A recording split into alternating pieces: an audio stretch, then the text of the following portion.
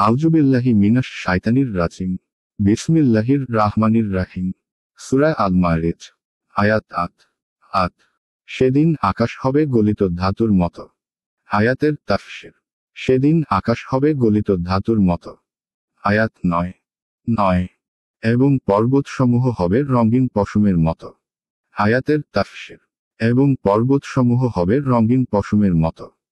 ১ অর্থাৎ ধুনিত রঙিন তুলোর মতো। যেমন সূরা কারিয়াতে আছে। আয়াত ১০ এবং শরীদের খোঁজ খবর নিবে না। আয়াতের তাফসীর। আর শরীদের খবর নেবে না। আয়াত ১১ তাদেরকে করা হবে একে অপরের দৃষ্টিগোচর। অপরাধী সেদিনের শাস্তির বদলে দিতে চাবে তার সন্তান সন্ততিকে। আয়াতের তাফসীর। যদিও তাদেরকে একে অপরের দৃষ্টির সামনে রাখা হবে। অপরাধী সেই দিনে শাস্তির বদলে দিতে চাইবে নিজ সন্তান সন্ততিকে। কিন্তু সবাই নিজের নিজের চিন্তায় থাকবে। তাই চেনা পরিচিত হওয়া সত্ত্বেও একে অপরকে জিজ্ঞাসা করবে না। আয়াত ১২ তার স্ত্রী ও ভাইকে। আয়াতের তাফসীর। তার স্ত্রী ও ভাইকে। আয়াত ১৩ তার জ্ঞাতি গোষ্ঠীকে যারা তাকে আশ্রয় দিত। আয়াতের তাফসীর। তার জ্ঞাতি গোষ্ঠীকে যারা তাকে আশ্রয় দিত।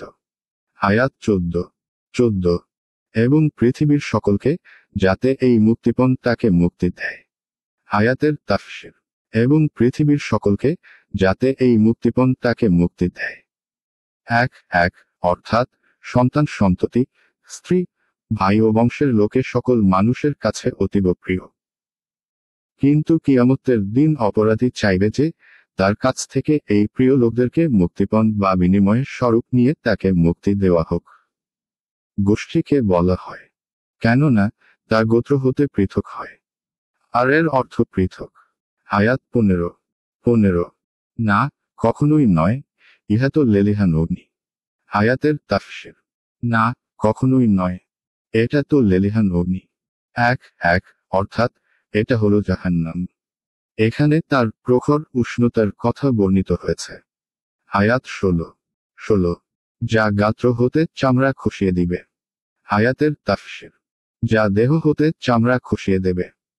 ১ অর্থাৎ গোশত এবং চামড়াকে জ্বালিয়ে ছাই করে দিবে এবং মানুষ কেবল অস্থির কঙ্কালসার হয়ে অবশিষ্ট থাকবে।